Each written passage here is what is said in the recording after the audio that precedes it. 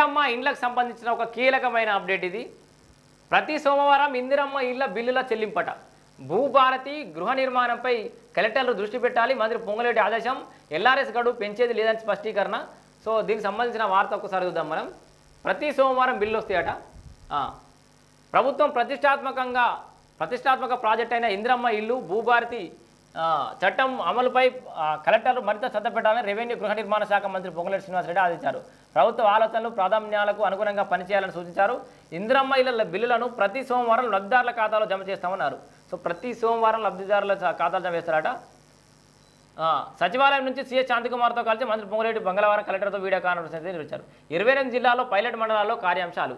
So ఏంది pilot ప్రాజెక్టుగా ఎంపిక చేసిన మండలాల్లో ఈ నెల 30వ తేదీ నాటికి భూభారీ చట్టంపై రెవెన్యూ సదస్సులు పూర్తవుతాయని, ప్రభుత్వం రాష్ట్రంలో 159 మండలాల్లో అవగాహన సదస్సులు పూర్తవుతాయని చెప్పేసి ఇది భూభారతికి సంబంధించిన అంశం. మనం ఇదివరకు చెప్పుకున్నాం. నేరుగా లబ్ధిదారుల ఖాతాల్లోకి సొమ్ము జమ.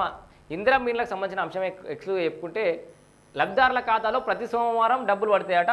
ఇందిరమ్మ ఇళ్ల బిల్లులను ప్రతి సోమవారం వారి ఖాతాలో నేరుగా జమ చేస్తామని మంత్రి తెలిపారు. 400 చదరపు అడుగులకు తగ్గకుండా 600 చదరపు అడుగులకు మించకుండా నిర్మాణం జరిగితేనే అధికారులు బిల్లులు మంజూరు చేయాలి. ఇది ఒక మళ్ళా లిటికేషన్ పెట్టిరు, బాగా వినండి. 400 చదరపు గజాలకి మించాలి ఖచ్చితంగా, దానికి తక్కువ ఉండదు అని చెప్పేసి అయితే చెప్పారు. అంతకు మించి ఎంతైనా కట్టుకోతున్నారు. మళ్ళీ ఇప్పుడు 600 గజాల లోపలే 600 చదరపు గజాల లోపలనే కట్టుకోవాలంటారు, చదరపు అడుగులు. సో అధికారులు మంజూరు చేయాలి. వానాకాలం నేపథ్యంలో మే నెల మొదటి వారంలోగా నియోజకవర్గానికి 3500 ఇండ్ల చొప్పున లబ్ధిదారుల ఎంపిక పూర్తి చేయాలి. 200 దరఖాస్తులకు ఒక గెజిట్ అధికారిని కూడా నియమిస్తారట. 200 లబ్ధిదారులకి ఆయన్ని అన్ని చూసుకుంటాడు. అర్హులకు ఇల్లు మంజూరు అయ్యేలా చూడాలి. అనర్హులకు చోటు కల్పిస్తే అధికారులే బాధ్యత వహించాల్సి వస్తుంది. ఇందిరమ్మ ఇళ్ల అధికారులకు తక్కువ ధరకు సిమెంట్ అందజేసేందుకు ప్రయత్నిస్తున్నాం. పరిశ్రమల శాఖ మంత్రి శ్రీధర్ బాబుతో కలిసి త్వరలో సిమెంట్ పరిశ్రమల యాజమాన్యాలతో చర్చిస్తాం మంత్రి పేర్కొన్నారు. ఆదిలాబాద్, జగిత్యాల, నిజామాబాద్, వనపర్తి, మంచిర్యాల, జోగులాంబ గద్వాల తదితర 11 జిల్లాల్లో ఇళ్ల లబ్ధిదారుల ఎంపిక ఆశించినంత స్థాయిలో లేకపోవడంపై అసంతృప్తి వ్యక్తం చేశారు. లేఅవుట్ల క్రమబద్ధీకరణ పథకం ఎల్ఆర్ఎస్ గడువు ఈ నెల 30తో ముగుస్తుందని, మరోసారి గడువు పెంపు లేదని చెప్పేసి అయితే చెప్తున్నారు.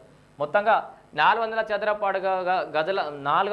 చదరపు అడుగులకు తగ్గొద్దు, 600 చదరపు అడుగులకు పెరగొద్దు. ఇల్లు అనర్హులు ఉంటే అధికారులే బాధ్యత వహించాలి. ప్రతి సోమవారం లబ్ధిదారుల అకౌంట్లో డైరెక్ట్గా పైసలు పడతాయి.